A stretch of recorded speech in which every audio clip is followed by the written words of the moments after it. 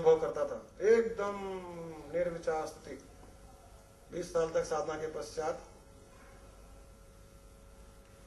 लेकिन अभी तक उसने पूर्ण स्थिति को प्राप्त नहीं किया था। तो किसी से पूछा, उसको पता चला कि कोई साधु आए हुए हैं, पास में कोई बुद्ध भगवान के शिष्य आए हुए हैं, वो पूरे ज्ञानी है, मुक्त जीव है, उनके पास जाइए, आपको मुक्ति मिल जाएगी। तो भागा भागा गया उनके पास में। उनको कहा कि मैं 20 साल से साधना कर रहा हूँ, ध्यान कर रहा हूँ, निर्विचार स्थिति रहती है मेरी, 10-10, 12-12 घंटे ध्यान में बैठ जाता हूँ, कोई विचार नहीं आता है। अब मुझे आप उस आखिरी स्टेट में ले जाइए जहां मैं मुक्त हो जाऊं। तो बहुत आसान है आपके लिए, तो आपने तो इतनी साधना की, बहुत आसान है। तो बोले मुझे बताइए। मैंने कहा मैं आपको एक मंत्र देता हूं, उस मंत्र का सुबह सुबह स्नान करने के पश्चात ध्यान में बैठिए, 5 बार उस मंत्र का उच्चारण कीजिए मन में, आप मुक्त हो जाओगे। बोले बस एक मंत्र का 5 बार उच्चारण करने से मैं मुक्त हो जाऊंगा? बोले हाँ, पूर्ण स्थिति में तुम मुक्त चले जाओगे, मुक्त हो जाओगे। तो अभी कहा ना, गुरु जी की सेवा कीजिए, तो बेचारे का पाँव दबाया, मिठाई लाई, कुछ खिलाया पिलाया, खुश किया उसको। उन्होंने कहा कि मंत्र सुन लो, बुद्धम शरणम गच्छामि। बोला और कुछ नहीं, बस बुद्धम शरणम गच्छामि। खुश हो गया। तो बोला कल सुबह मैं स्नान कर करके ध्यान में बैठ करके 5 बार उच्चारण करूंगा तो मैं मुक्त हो जाऊंगा ना? उन्होंने कहा हाँ। तो उसने दंडवत साष्टांग नमस्कार किया, उठकर जैसे जाने लगा, वो साधु ने बोला सुनिए भाई साहब, मैंने आपको एक बात बताना भूल गया। जब आप स्नान कर करके बैठो ध्यान में और इस मंत्र का उच्चारण करो कि बुद्धम शरणम गच्छामि, एक ही बात का ध्यान रखना कि आपके मन में बंदर का विचार नहीं आना चाहिए। बोला बंदर का विचार क्यों आएगा? तो उसने बोला कि आप इसकी चिंता मत कीजिए, क्योंकि मैं तो 20 साल से ध्यान कर रहा हूं, मेरे मन में विचार ही उत्पन्न नहीं होता है, बंदर कहां से आएगा? जब विचार ही उत्पन्न नहीं होता तो बंदर आएगा ही नहीं। तो उसने फिर साष्टांग नमस्कार किया, उसको जाने लग गया। तो जैसे जाता फिर उसने बोला देखो याद रखना, 5 बार ये मंत्र का उच्चारण बिना बंदर के विचार के, एक ही बात ध्यान रखना, बाकी सब जिम्मेदारी मेरी है, तुम मुक्त हो जाओगे। बोला नहीं आएगा गुरुजी, ध्यान आप विश्वास रखिए, बंदर आएगा ही नहीं। मैं इतनी स्थिति में पहुंच गया हूं, शायद आपको पता नहीं है, बंदर आएगा ही नहीं मेरे विचार में।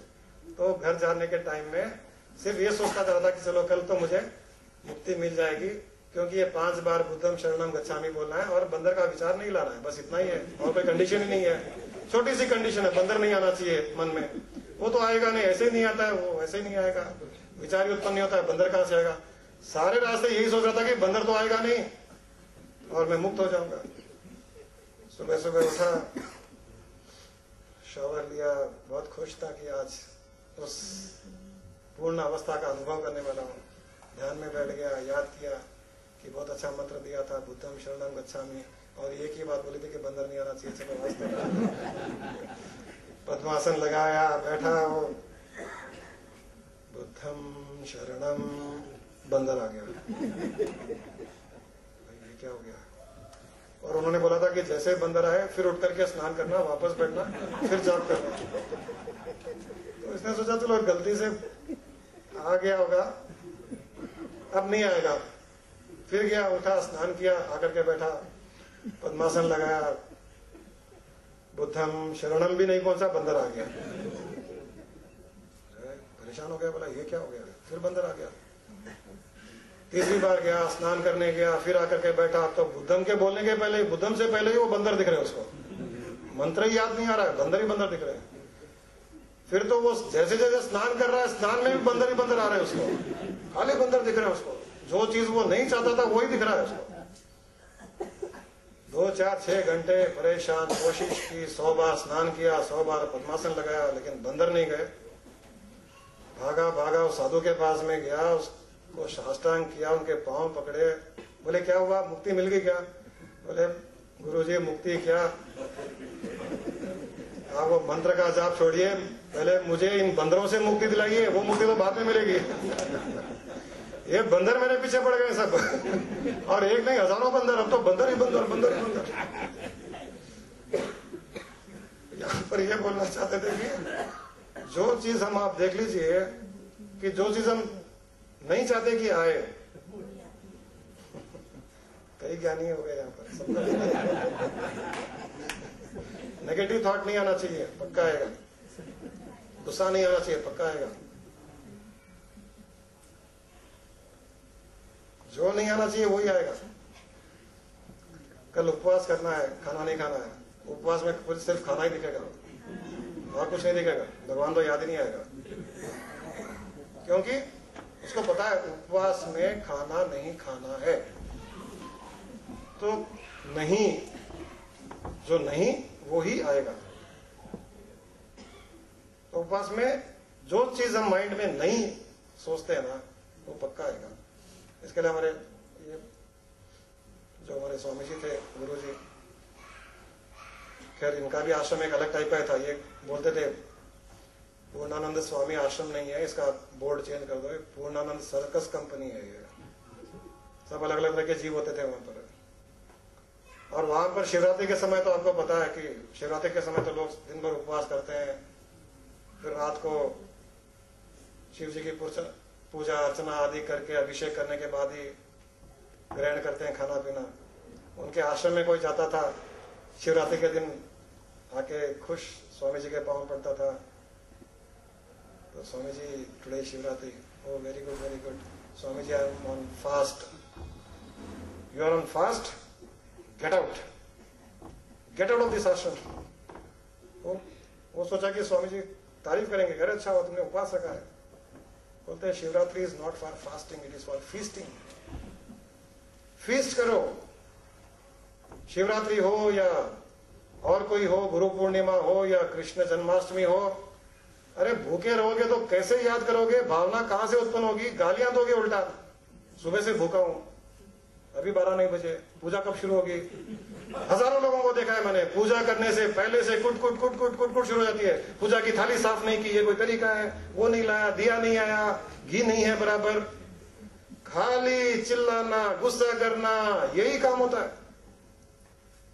मस्ती में तो है ही नहीं वो। और दूसरा जो सुबह से मस्ती में इडली विडली खाया हुआ, ताज में जाकर के शिवरात्रि के दिन मिठाइयां खाया हुआ, वो मस्त उछल रहा है, और इनको कुटकुट करते हुए भी देख के और एंजॉय कर रहा है।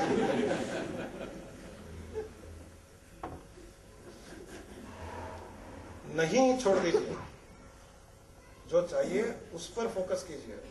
एक रूल है, किसी भी चीज हो, चाहे आपको अपनी वीकनेस छोड़नी हो, नेगेटिविटी खत्म करनी हो, कुछ भी जो हो रहा है और जो मुझे नहीं चाहिए उसको छोड़ दीजिए, जो चाहिए उस पर फोकस करना शुरू कर दीजिए।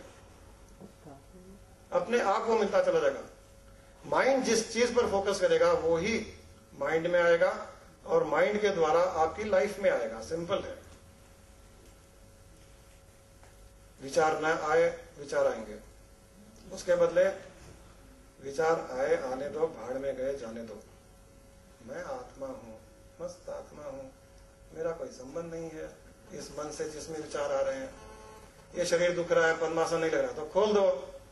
मैं तो कई लोगों को बोलता हूं, बोलते हैं बैठा नहीं जाता, बोला सो जाओ।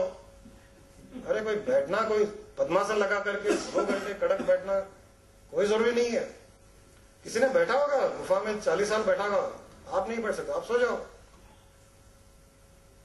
हमारा ऑब्जेक्टिव क्या है? उस ध्यान के आनंद को लेने का है। आप लेटे ले सकते हो तो लेटे लीजिए, बैठे ले सकते हो बैठे लीजिए। और जैसे वो मैंने उनको छूट दे दी कि न पद्मासन लगाने की जरूरत, न बैठने की जरूरत, लेटे लेटे कर लो। कहीं यहाँ पर नाम नहीं लेना चाहता। बोलते हैं आजकल मजा आ रहा है भाई साहब, मस्त 2-2 घंटे ध्यान लग रहा है। पहले ध्यान के बाद में बहुत गुस्सा आता था उनको, क्योंकि ध्यान लगता नहीं था, और वो ध्यान का गुस्सा और किसी पे निकालते थे। वाइफ का नहीं लगता तो हस्बैंड पे निकालती है, हस्बैंड का नहीं लगता तो वाइफ पे निकालती है, वाइफ पे नहीं निकाल सकता तो नौकर पे निकालता है। हर हस्बैंड वाइफ पे गुस्सा नहीं निकाल सकता तो नौकर पे निकालता है।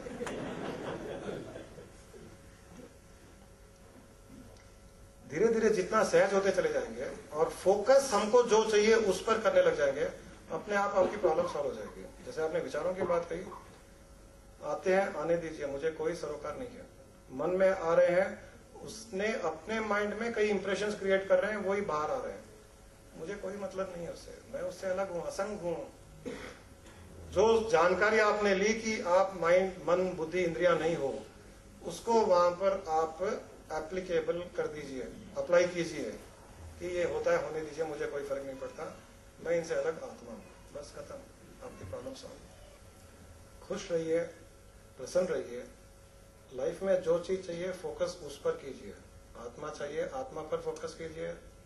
रुपया पैसा चाहिए, रुपये पैसे पर फोकस कीजिए। धन दौलत चाहिए, मकान चाहिए, जिस चीज पर फोकस करेंगे वो आपके लाइफ में पक्की आएगी ही आएगी, कोई डाउट नहीं है। जितना आप विश्वास रखोगे उतनी फास्ट आएगी। मटेरियल चीजें भी लाइफ में आती जाएगी अगर आपका फोकस बढ़ता जाएगा और आपको विश्वास होगा कि ये मेरे लाइफ में होगा। शक्ति विश्वास में है। मटेरियली तो मैनिफेस्टेशन कोई प्रॉब्लम ही नहीं है लाइफ इस संसार में, लेकिन इतना ही है कि ज्यादा इंडल्ज मत कीजिए अपने आप को, जिससे आपका फोकस हट जाए। मेन फोकस करते हुए जो लाइफ में छोटी मोटी चीजें हैं उन पर भी आप ध्यान देते हुए आगे बढ़ते जाइए।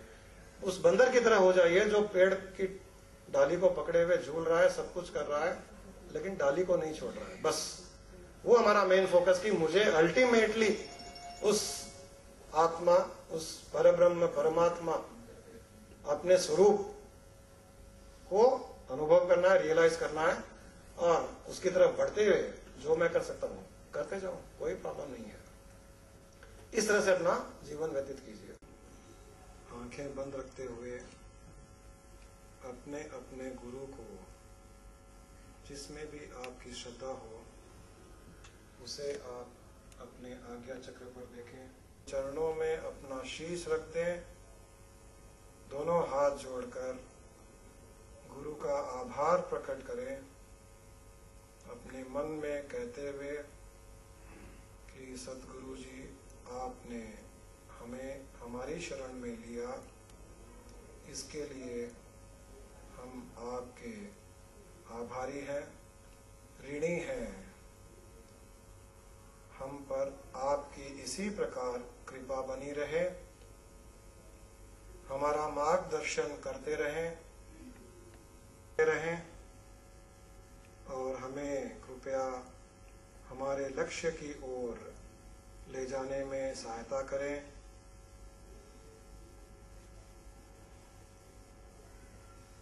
हमें उस परब्रह्म, परमात्मा तत्व के दर्शन कराएं और इसी जीवन में हम उसमें लीन हो जाएं।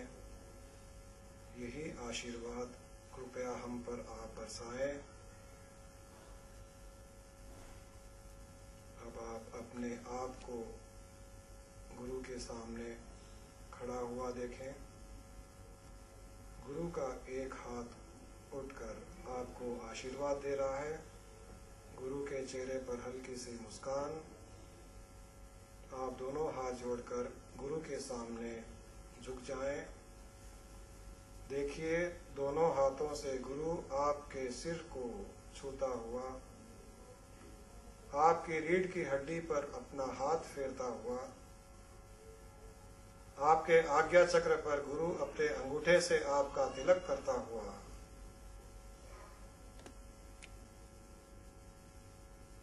आपको आशीर्वाद दे रहे हैं। मन में एक प्रसन्नता की भावना उत्पन्न करें कि आज आपने उस गुरु तत्व को छू लिया, गुरु तत्व के दर्शन कर लिए और इस प्रकार ध्यान के द्वारा गुरु तत्व के साथ आपका योग हो गया। उस गुरु तत्व के योग के कारण जो गुरु ने आशीर्वाद दिया, उस आशीर्वाद पर उनके आपके सिर पर हाथ फेरने, आज्ञा चक्र पर अंगूठे से तिलक करने का जो अवसर आपको प्राप्त हुआ, उसके लिए आप अपने गुरु से, गुरु को बार बार प्रणाम कर रहे हैं। अपनी आज्ञा चक्र पर अनुभव कीजिए अपने गुरु के अंगूठे का स्पर्श। गुरु के अंगूठे के स्पर्श से आज्ञा चक्र पर थोड़ा सा स्पंदन भी अनुभव करें। एक सुख, चैन, मस्ती का अनुभव, आनंद का अनुभव, आनंद विभोर होते हुए कि आज आपको वह चीज मिल गई जिसके लिए आपका जन्म हुआ था। आज जो आपको गुरु स्पर्श का आनंद मिला,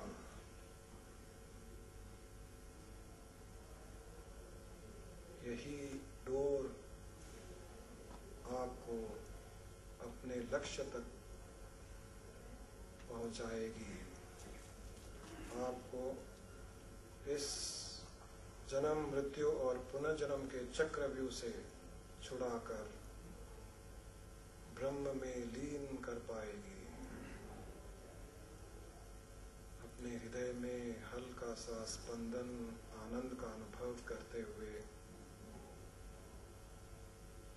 दोनों हाथ जोड़कर अपने सिर को झुका लें और गुरु के प्रति एक बार फिर अपना आभार प्रकट करें, ग्रैटिट्यूड ऑफर करें।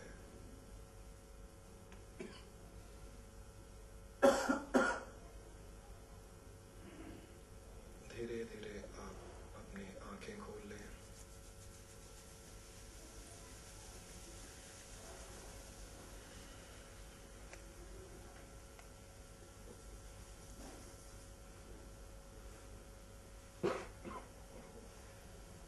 आप सबको मेरी बहुत बहुत शुभकामनाएं। आप सबका धन्यवाद, इतना समय दिया।